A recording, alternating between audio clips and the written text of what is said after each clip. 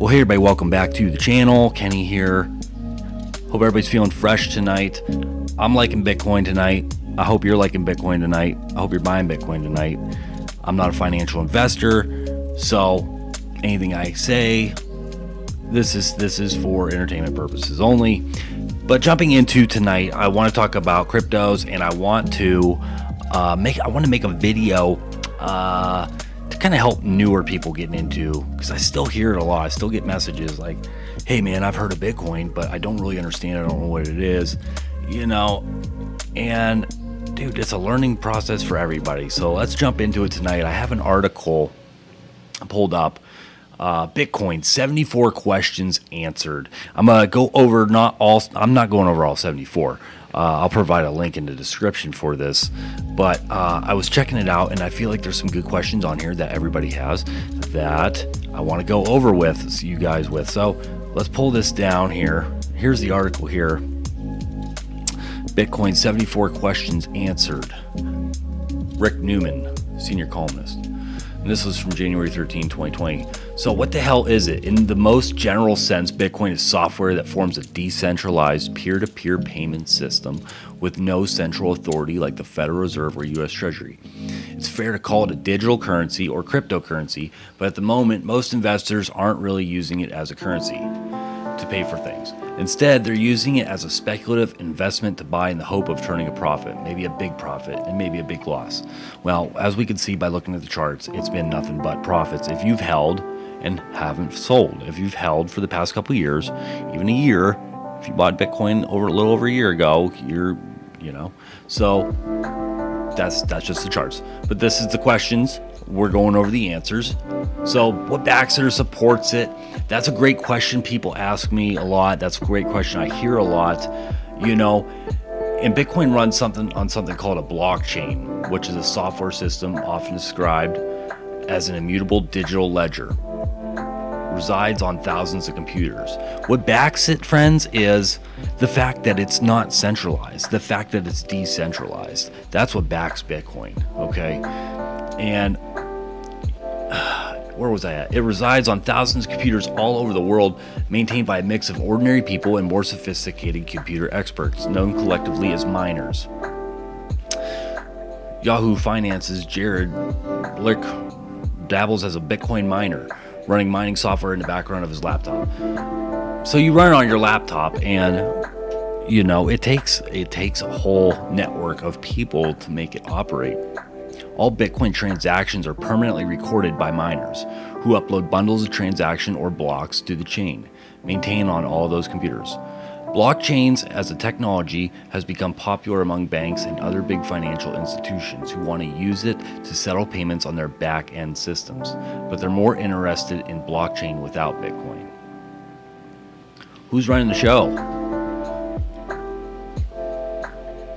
Bitcoin is decentralized. It means there isn't one arbiter, central party, or institution in charge. I've talked about this before. I've talked about the current banking system. I've talked about the Federal Reserve. We all know, I shouldn't say we all know, this is a beginner's video, but, the Federal Reserve is the problem, dude. It's the central privatized banking institution, and from 1913, they took over our banking, our economy, man.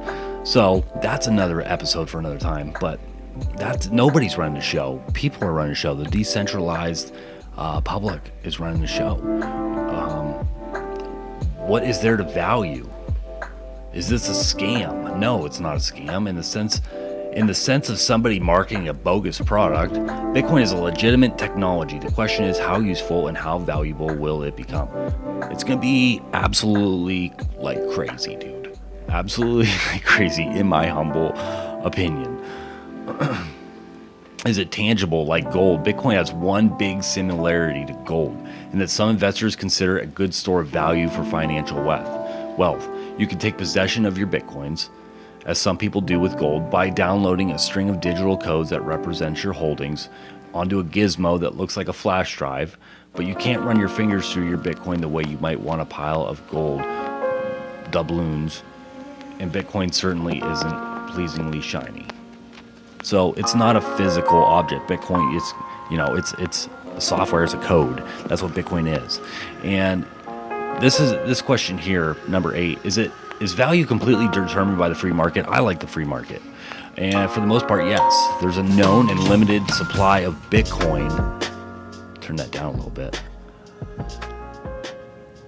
There's a known and limited supply of Bitcoin. So when demand goes up, so does the price.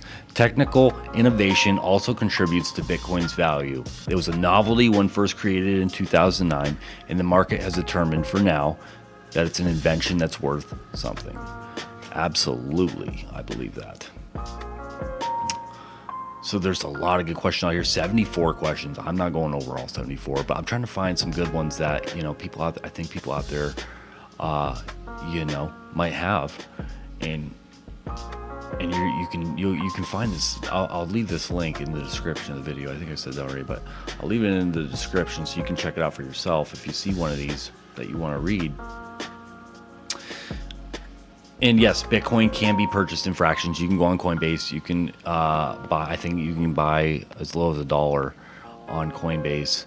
And where is my money going when I buy a crypto? When you buy Bitcoin or any other cryptocurrency, somebody is selling it to you. So most of the money goes to the seller. Exchanges also charge fees for conducting transactions, which can get very high. Bitcoin miners also earn transaction fees for their role in maintaining the network. Those tend to be tiny. So if you want to go to a Bitcoin exchange and you want to trade Bitcoin for, an altcoin or something, yeah, some of those exchange fees are going to be ridiculous, dude. That's why I was talking about godx.io. They find the cheapest way to get it, and they send it to you. It's super simple. That's where I get my Theta at. Little Theta plug right there. Theta's blowing up right now, if you haven't seen. Are Bitcoins real money, and can I cash them in whenever I want? Bitcoin has value that can be converted into ordinary currency or used to make purchases from sellers that accept Bitcoin.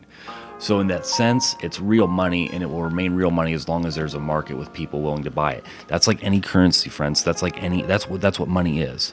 If somebody has something and they want your Bitcoin, that's a transaction. If somebody's willing to trade something, it becomes currency. So yeah, Bitcoin's real, dude, because there's always going to be someone out there who wants some of that Bitcoin, especially when there's only 21 million of them that could ever be produced. It's just, there's no, that once they're out there, man. It's not like the dollar that can be just printed into eternity, So the value, I think, is going to go up. What is the value based on besides scarcity that we were just talking about? What buyers and sellers think Bitcoin is worth? In other words, a lot of psychology. Exactly. That's literally the only reason we still use the paper dollar. It's because we all agree to. Because there's no gold back in that dollar. They tell you there's gold. There ain't no freaking gold back in a dollar, dude, and everybody knows it. And, that's the thing with investing. You can invest in gold, and you can buy gold, that's fine. But, in the 1930s, look what they did. They came and took everybody's gold, man. They came and took everybody's gold. Bitcoin is the only asset that cannot be seized, that cannot be taken unless they get your seed words, Unless you leave your seed words laying around, then they can take your Bitcoin. But, it can't be seized like gold. You can move large amounts of Bitcoin from wallet to wallet, without the banks. You can, you can do so many things with Bitcoin. It's crazy. And so, how does Bitcoin generate revenue? Miners earn money paid in Bitcoin for creating Bitcoin, which helps cover the cost over time and computer power that the process requires. They also earn small transaction fees from Bitcoin users. Bitcoin itself doesn't generate revenue. It's best thought of as a commodity, similar to gold, that has a market price but doesn't generate economic activity that way a business does. When the value goes up, Bitcoin can create profits, but when the value goes down, it can also create losses. I wonder if there's a question on here. I thought I saw one down here a little further. Why does the price fluctuate so much? Well, because, people buying and selling. Is it a bubble? Is it a bubble? Nobody knows for sure. You'll see FUD articles out there from JP Morgan. Oh, it's a bubble. It's a bubble. I don't believe so. Nobody knows for sure. In my humble opinion, no, it's not a bubble. The current banking system's a bubble. Where the system where they put themselves in where they can't stop running the printing machines. That's a bubble. I hear wild speculations that Bitcoin will reach 1 million or that it will crash and be worthless. What is most likely? Either event is possible, and perhaps both are. Bitcoin could climb all the way to 1 million and then still suffer a huge crash. No one knows how high the price of Bitcoin will go, and it's possible Bitcoin has already achieved its all-time high. But Bitcoin probably won't ever become literally worthless unless something catastrophic happens, such as a discovery of a fatal flaw in its code. Well, since 2009, it's been around quite a while, and has it already reached its all-time high? Well, this article was January 13th, 2020. I'm super curious right now. I am going to the charts. Coin market cap. Oh, I hit shift. Or no, did I hit enter? No, there I did. Okay. Bitcoin. What was that? January 13th, 2020. Today, March 18th, 2021. Oh, man, this is way out of size. Oh, nope. Wrong screen. Crap. Bear with me.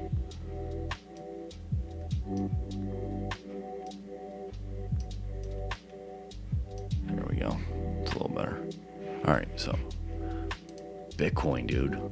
Boom. $57,000 right now for one Bitcoin.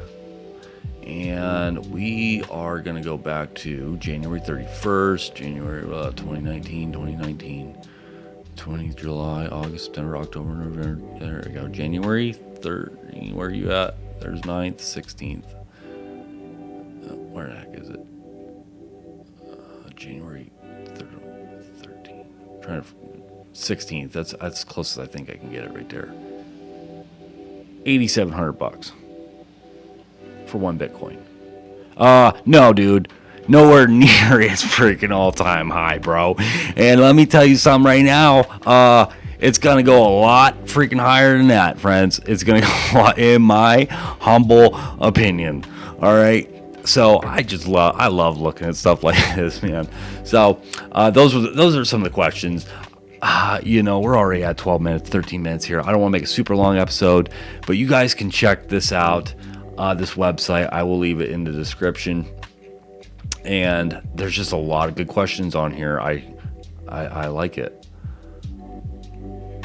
Should one put retirement savings into cryptocurrencies? Can you, dude? I would. Heck yeah.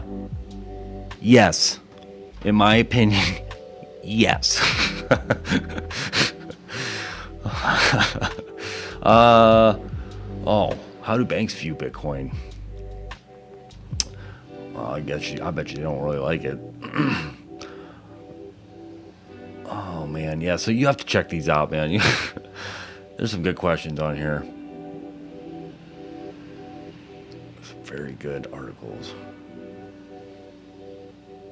How do we get cryptocurrencies into our 401k plan? Careful, cowboy. It could be a while before financial firms that administer 401k plans allow access to cryptocurrencies. Good. You know why? Because more people need to get into cryptos while they can, man. And I'm going to do another video. I'm going to try to break that down a little more. Like, okay, you got me on Bitcoin. I'm super curious. I want to buy some.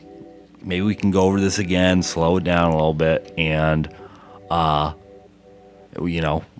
and take me through the process again of acquiring some Bitcoin.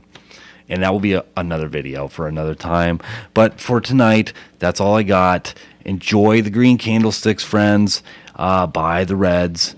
And I'll see you on the next episode. This is Kenny. I'm out.